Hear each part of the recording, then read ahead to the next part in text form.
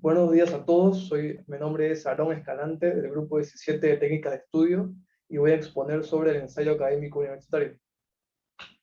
Introducción. Redactar es poner por escrito un pensamiento, idea, etc.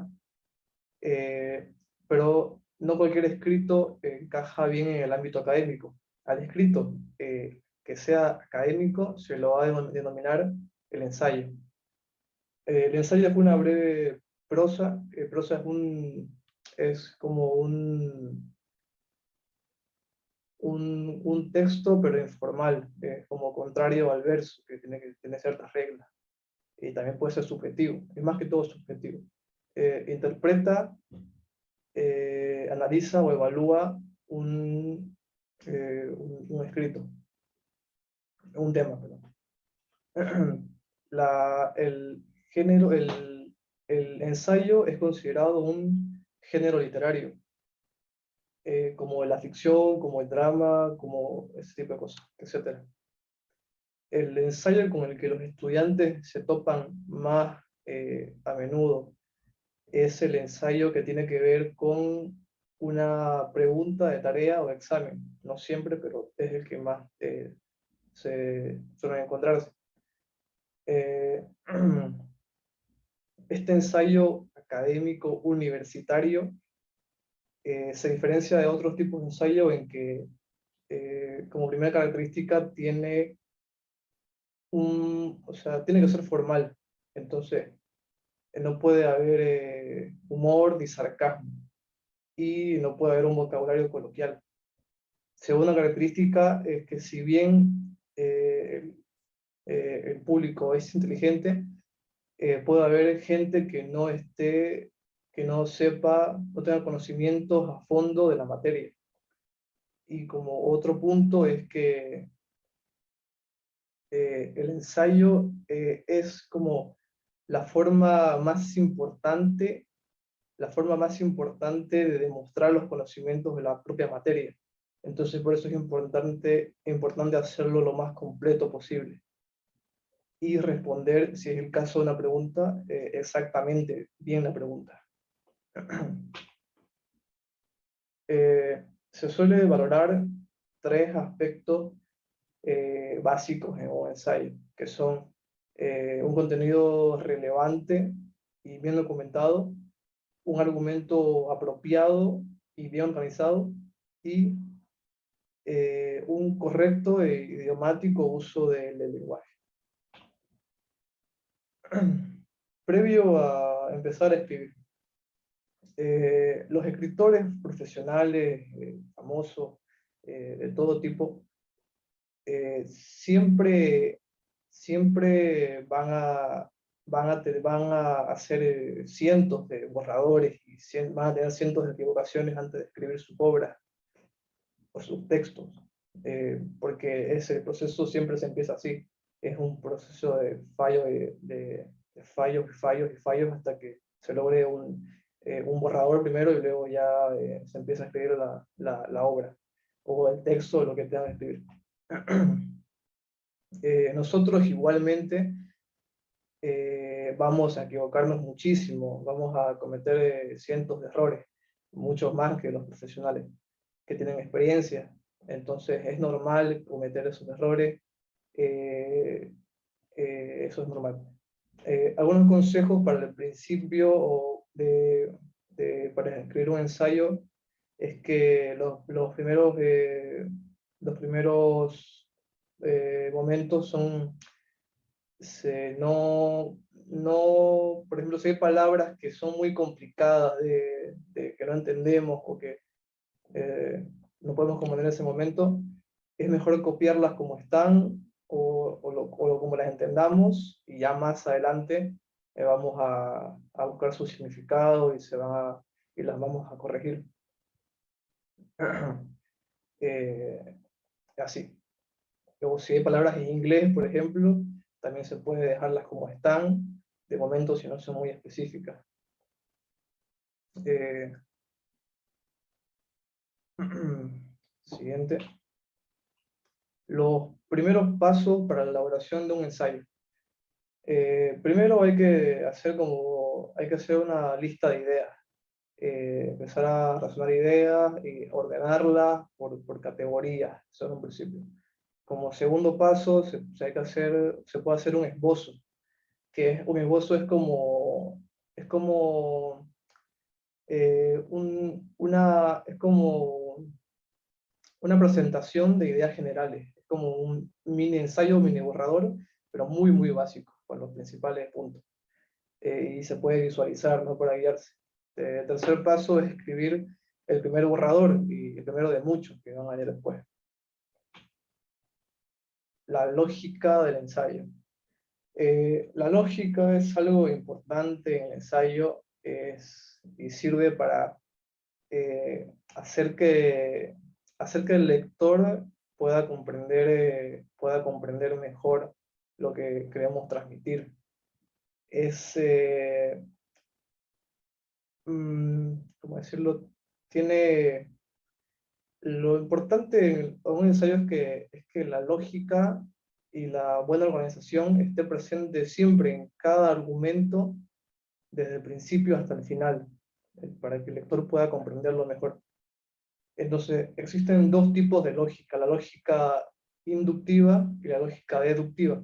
La lógica inductiva es como que al usarla, lo primero que se plasma en el ensayo son ejemplos que luego van a derivar en las ideas generales. Entonces, este tipo de lógica tiene el beneficio de que el lector va razonando junto con el escritor, y luego se va guiando con las ideas generales que se van a plasmar después.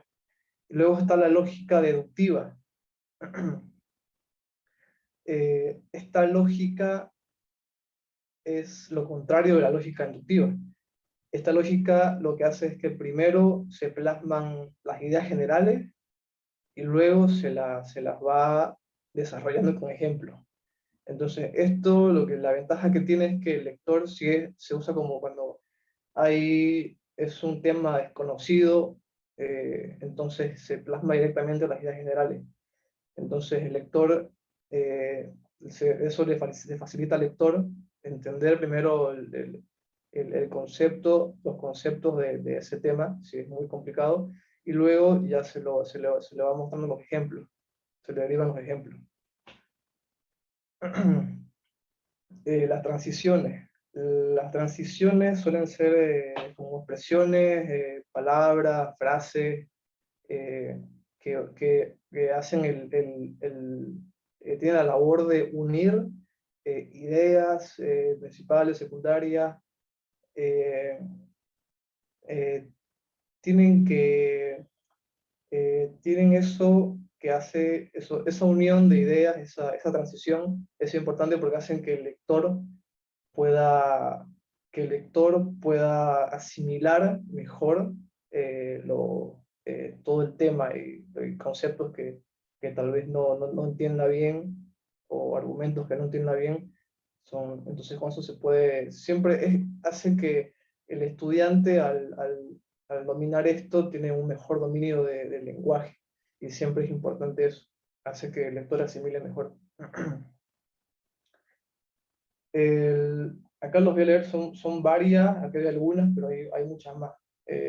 Por ejemplo, una transición de causa puede ser ya que, dado que, visto que, o de certeza, por ejemplo, por supuesto, sin duda, obviamente, claro que, de contradicción, al contrario, si no, sino que, de condición, en caso de que, con tal, efecto, como consecuencia, entonces, por eso, así que hay muchas más, estas son algunas. Siempre es importante eso. Acá están los tipos de ensayo, son estos 8 que son como los principales, por así decirlo, que son crítico, literario, científico, argumentativo, filosófico, descriptivo, expositivo y biográfico. Entonces, acá leo algunos. Por ejemplo, crítico dice que es como que expresar ideas, ideologías, opiniones personales. sobre varios aspectos. Puede ser de entretenimiento, pero también de otros tipos de la vida real. Literario, por ejemplo, dice, según un concepto que yo encontré, que, que, que busca plasmar ideas, reflexiones o críticas acerca de temas como más importantes de la vida real, como la política, historia, filosofía, pero también uno puede hacer un ensayo crítico y también que sea crítico de filosofía o de política. Entonces puede ser como de dos tipos, puede tomar de ambos tipos. Entonces son como más una guía que una regla que sea de un tipo de ensayo, que sea un tipo específico. Eh, eso es todo. Estas son las fuentes de lo que yo me guié para hacer esto. Y a continuación, mi compañero va a seguir exponiendo.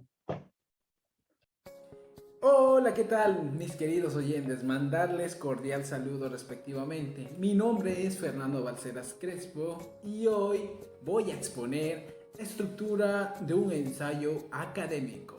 Perfecto. La palabra clave es estructura. Necesitamos saber qué es. Muy bien. Una estructura es un conjunto de elementos unidos en el cual son capaces de soportar su fuerza misma que actúa en ella para conservar su forma. Perfecto. Ahí podemos ver en el diagrama cómo es la estructura de un ensayo académico, que empezaría por introducción, desarrollo, conclusión y bibliografía. Perfecto, muy bien. Ahora empezamos. Muy bien. Introducción. ¿Qué nos quiere decir? Lo que tenemos que tomar en cuenta en una introducción es que el escritor, defensor, estudiante debe presentar su tema principal y temas o problemática de la cual se va a hablar en el texto o ensayo. Sí, en el texto o ensayo. Plantear de manera clara, precisa, su punto de vista respecto a este. ¿Qué quiere decir? Más claro, resumiendo, no solo debe de hablar de su tema, sino que debe atraer el interés del lector.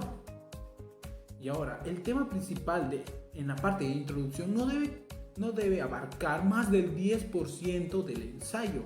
Tema principal, en el cual también debe incluir argumentos defensivos, también en el ensayo.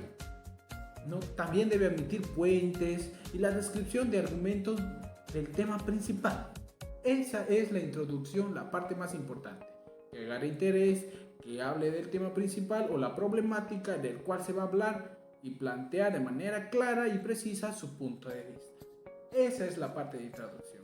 Pasemos a la siguiente, que sería desarrollo. Muy bien, ¿en qué consistiría un desarrollo? Pregúntense ustedes. Bueno, consiste en plantear los argumentos con los cuales se defiende el punto de vista o se critica los puntos de vista de otros autores o del mismo tema del que se va a hablar. ¿Sí? Eso.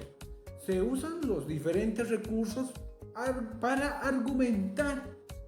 Como pueden ver en la imagen, para argumentar dichos ejemplos, comparaciones, definiciones, datos estadísticos de organizaciones reconocidas, datos históricos y citas textuales, paráfrasis de otros autores. ¿Para qué? Se preguntan ustedes. ¿Qué tenemos que hacer con esto?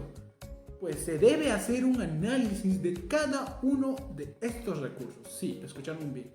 De esos recursos tenemos que hacer un análisis. Ese es el contenido del desarrollo en un ensayo. Pasemos con la siguiente. Conclusión. Muy bien, llegamos a la parte más importante. ¿Qué es lo que debería haber en una conclusión? Pues bien, como su contexto, o bueno, su texto lo indica, en las conclusiones se espera que retomes los aspectos más relevantes de tu texto o ensayo, en este caso, y presentes una síntesis de él. Muy bien, ¿qué quiere decir? Ustedes se preguntarán, ¿por qué? ¿Para qué? ¿Cuál sería mi objetivo? Pues bien, el objetivo es reafirmar tu posición de una manera clara, también es importante que generes reflexiones alrededor de tu tesis, planteando respectivamente sobre esta. Sí, debes tomar en cuenta que tienes que recalcar tu tema principal. Eso es lo que tienes que hacer. Al momento de concluir, tienes que generar reflexiones alrededor de tu tesis. Esa es la palabra clave para conclusión. Pasando a la siguiente, bibliografía. Bibliografía, no hay donde perderse el contexto. Presenta las referencias bibliográficas que citó en el ensayo. Generalmente se usan las normas APA. No generalmente, se usan las normas APA. Bueno, ¿y qué clases de norma APA? La norma APA se actualiza, como ustedes saben, y tiene que ser la última actualización de la forma APA, del cual ustedes pueden averiguarlo. Ya lo hemos visto en temas anteriores. ¿Y cuáles son la bibliografía? Pues bien, son lo que tomas en cuenta libros, libros. Tomas en cuenta libros de investigación para tomar en cuenta tu ensayo. Lo tomas y lo incluyes en la parte final debajo de conclusión. Y no solo hablemos de libros referentes al cual tú puedes utilizar, sino también libros electrónicos. Puedes añadir, ya que prácticamente como estamos en el siglo XXI y tenemos mucha tecnología, lo puedes añadir por bibliografías electrónicas que puedes hallar en internet. Tomar su información y añadirla y prácticamente la tienes. Prosiguiendo con la siguiente, tenemos etapas de investigación. Perfecto. ¿Alguno de ustedes sabe cuáles son las etapas de investigación científica en un ensayo académico universitario? ¿No? A ver. Pues con el seguimiento de estas 6 etapas de investigación científica y el cumplimiento de estas correctamente, tu proyecto metodológico puede llegar a ser factible, de calidad y efectiva. Sí, con solo estas 6 etapas de investigación. A ver, prosigamos. ¿En qué se basaría esta metodología? Pues esta metodología se basaría en obtener conocimientos que históricamente han sido aplicados por especialistas de la ciencia. Sí, especialistas de la ciencia, que anteriormente ya ha sido aplicado. Un ejemplo claro, miren, la televisión empezó por chiquitito y grandote, ¿no? Chiquitito ahí, chiquitito a lo chiquitito siempre, y a lo ancho era grandote. ¿Y en qué nació? En blanco y negro las imágenes. Pues bien, a raíz de la hipótesis, preguntándose, se fue mejorando eso. Se fue mejorando, ¿por qué? Porque a raíz de eso dijeron, ¿se puede mejorar? Sí, y lo hicieron. Pero eso fue una idea anterior, a raíz de eso se hace. ¿Y por qué? ¿En qué se basa? Pues claramente se basa en qué. Ahí lo dice, se basa en la medición, la observación, la observación sistemática, la formulación, el análisis y la generación y modificación de hipótesis. Ahí está la palabra clave, modificación de hipótesis, de anteriores hipótesis, como estuve explicando. En el ejemplo de la tele, hubo hipótesis para hacer la tele. Luego hubo hipótesis para mejorar la tele. Luego hubo otras hipótesis para aún seguir mejoraría, como hoy en día lo tenemos, o en pantallas planas de pulgadas o hasta hologramas. Prácticamente son así. Han sido mejorados a raíz de hipótesis comprobadas. Muy bien. Ahora veremos cuáles son estas 6 etapas de hipótesis. ¿Cuáles son estas 6 etapas de investigación? Adelante. Ahí la tenemos. Son 6. Observación y generación de preguntas. Número 2, investigación. Número 3, fórmulas de hipótesis. Número 4, experimentación. Número 5, análisis de datos. Y número 6, conclusiones. Pues bien, vamos con la primera. Observación y generación de preguntas. ¿En qué se basaría o en qué se trata de explicar la primera etapa de investigación? Lo dije ahí, generación de preguntas y observación. A partir de la observación, luego de definir una serie de preguntas sobre podemos dar un estudio, un tema para identificarlo. Sí, si tú tienes un tema o algo para mejorarlo, ¿qué es lo que haces? Observas, te preguntas si puedes mejorar. Luego, precisamente a raíz de eso, salen enfoques del elemento ¿a qué? A investigación. Pues bien, vamos al segundo, investigación. Investigación, ¿en qué consiste? Su mismo nombre lo indica. Que trates de investigar todo a raíz que sea útil para tu investigación. En esta etapa necesitas toda la información útil para que realmente lo hagas. Para empezar con ese tema, para despejar tus dudas, necesitas averiguar. En esta etapa es aprovechar el acceso más fácil a información. En estos tiempos, los accesos más fáciles a información son el internet, las revistas, los libros. Pero anteriormente eran solo libros, enciclopedias y eso más. Pero más antes de eso era solo a raíz de experiencia. Y libros, se puede decir que había, ¿no? Siempre ha habido libros, se podría decir. Pero a raíz de eso, necesitas investigar toda información útil para tu tema principal o hipótesis, se podría decir, ¿no? Pero para eso, ¿en qué nos basamos en el siguiente punto? En fórmulas de hipótesis o tus hipótesis. Las hipótesis son algo que afirman o van a predecir tus resultados con observaciones futuras. Sí. Si tú te planteas una hipótesis, ya has tenido una duda, ya has observado eso, pongamos un ejemplo, el objeto de la televisión. Lo has observado, has hecho tus dudas, has investigado toda la información útil y ahora te planteas la hipótesis de que puedes mejorarlo. Y planteas y puedes a raíz de esto añado, puedo mejorarlo, yo sé, lo analizas, lo ves, esto lo analizas. Después de todo eso, esta misma información debe estar en razonamiento y también los datos informativos deben estar recolectados en la etapa de investigación previa antes. En la etapa de investigación tienes que estar ya todo. Si estas predicciones no son accesibles o viables, pues lastimosamente no va a ser hipótesis. Pero por algo se dice hipótesis. Puede ser o no. Pero realmente todas las hipótesis casi siempre dan en el blanco. Sobre todo con el ejemplo que doy de la tele. Que se ha ido mejorando. Sí o sí, para replantear tu hipótesis, siempre va a haber alguien o va a haber algo que no va a cuadrar, pero para eso se replantea hasta que sí se pueda. Todo ha nacido a través de replanteamientos. Ahora, después de tener una hipótesis firme, después de tener ya todo, ¿a qué vas? Si todo es teoría, ¿qué es lo que necesita la teoría para ser comprobada? Necesita una experimentación. Sí, muchachos, una experimentación. Aquí se debe poner a prueba la hipótesis a través de los llamados experimentos científicos. Es la palabra clave, experimentos científicos. Por eso debemos decir que la fase de comprobación de esta hipótesis es la misma prueba. No, pongamos como ejemplo la misma televisión.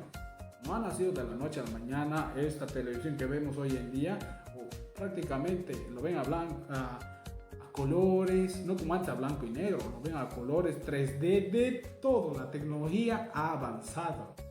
En palabras simples, la experimentación permite confirmar lo que tu hipótesis cree y es cierto o real.